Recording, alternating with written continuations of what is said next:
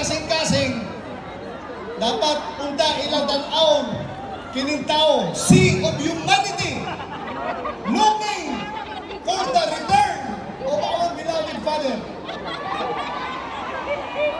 Mga higala, una ko magpadayon, gusto ko i-recall sa inyo ha. I-refresh na ako inyong mga una-una.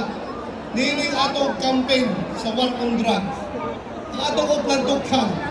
Kay balumog ang taga Davao, nagkaibalumutanan. Kung unsa ang uplantukhang. Gusto lang yun ako, nga balikon. Tungod kay Mao Kini.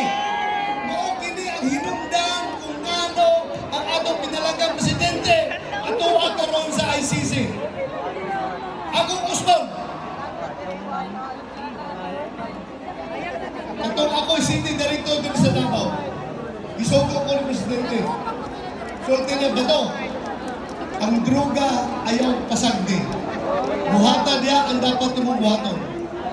So akong gihimo, nag-spray painting ko sa tanan balay, sa mga adik, pupusin. Gidala na ako dito. Isuroy na ako ang mga lugar. Ang mga kapitan ng kauban, kailangan ka sa mga tao dali. Kasi pusin dali, kasi adik. Atong markahan ang ilahang mga balay. Niingon ang krami. Gikosyon ko sa krami. Mali na imong gihimo, dili na maayo. Dapat undangon ninyo na.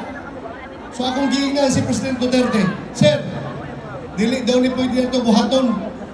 Mali daw ng spray painting. So ato ni undangon, Sir. Maghuna-huna ko o pamaagi kung saan na ito pagkampanya sa droga. Nga dili na mo gamit og spray painting. Tungod kay dunay isa ka barangay kapitan. Akong giuban. Kailan mo ini nga barangay kapitan, di na akong paghito ng pangalan, kaya namatay na to. May isa ka barangay kapitan, akong giuban kap. Ingon si Mayor Duterte. At tuta, ubanan ko nimo sa mga balay, sa mga adik o mga puser. Atong markahan o pula ang ilang balay. Giubanan ko sa barangay kapitan. At kumisa sa kabalay. Siya mismo ang nag-spray sa balay. Yang isprayan ng pula. Pero gahilak siya. Gahilak. Tukap na nung gahilak mo ka.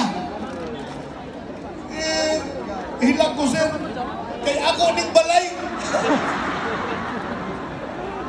Subot pasabot ni Angkol ng kapitan na siya mismo involved sa droga.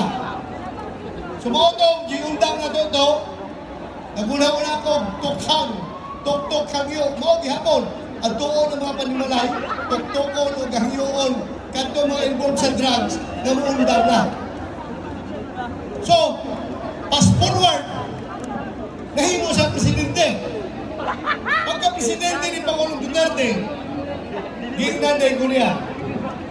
First day, sa iyang paglingkod, pagkaugma, wala siyang lain na giyatinan na turnover, bisag unsa nga kabinete, bisag unsa nga membro sa kabinete, wala niya giyatuan.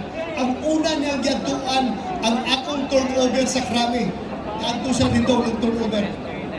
Pag turnover na mo, ningon siya. Ya, unsa man ba to? Naka-adjust na kasi